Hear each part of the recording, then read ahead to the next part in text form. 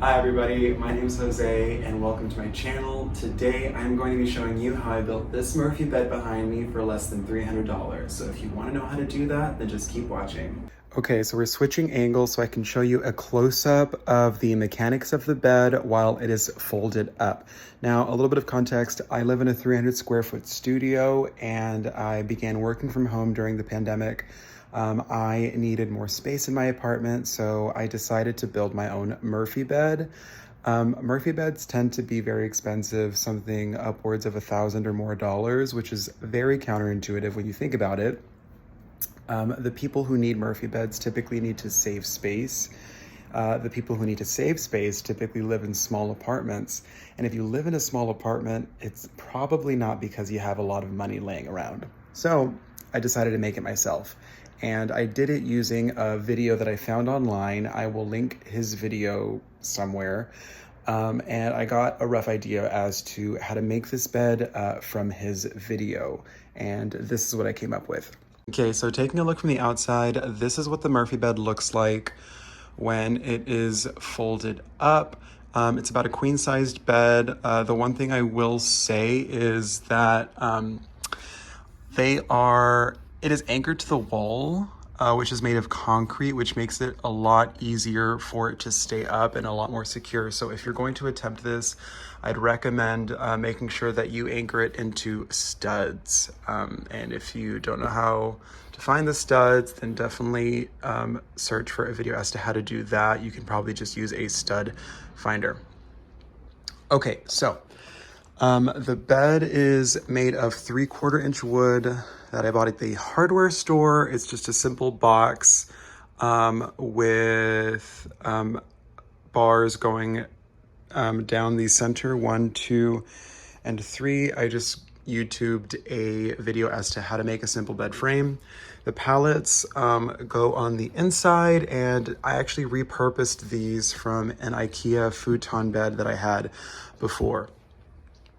Okay, so the simple square or rectangular box bed frame sits on top of one piece of lumber that is just down here. I'll show you the hardware. So this is just a simple L bracket, right? So one part of the L is attached to the wall and the other is attached to the bed base, okay? Now, these are simple steel legs that I purchased from the hardware store. They're 8 inches tall, and as you can see, they're secured into the bed base with 4 screws. And I have 4 of those spaced out evenly, and 2 more on each corner of the bed, which allows it to sit stable when it's folded down, which I'll show you later. Now, the rectangular box bed itself is attached to the frame with a hinge. And so I have, it looks like 1, 2, 3, and 4 hinges. And obviously that allows for me to be able to maneuver the bed downward when I'm folding it. Okay, and if we move up here, all of these hardware pieces are from the hardware store. These are carabiners. These are just ring hardware.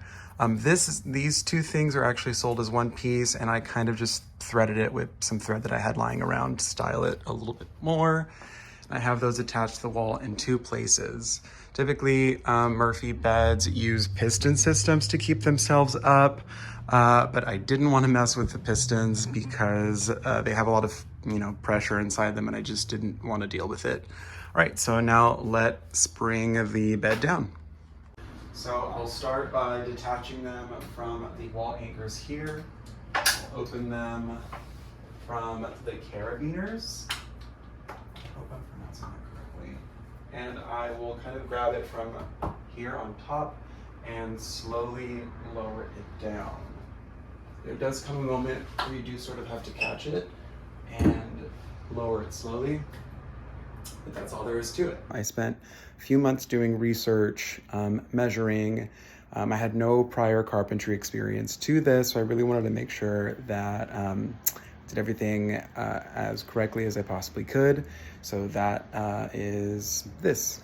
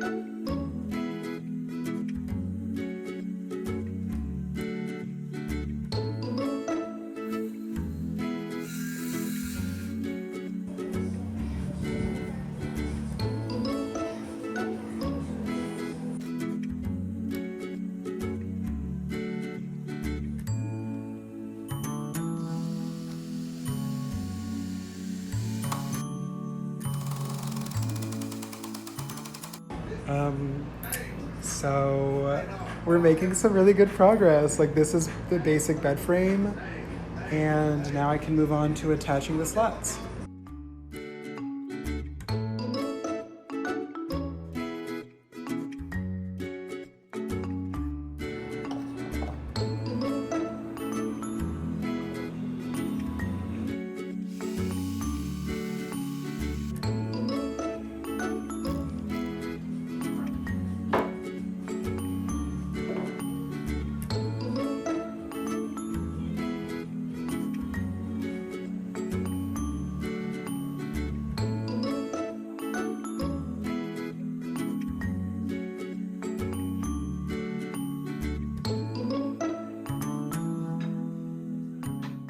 So I just cleaned off the sawdust from the bed, and I just wanted to, for shits and giggles, see if the mattress would fit.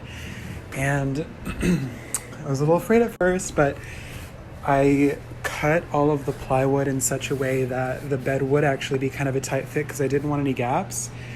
And I mean, I have to say that it's pretty accurate.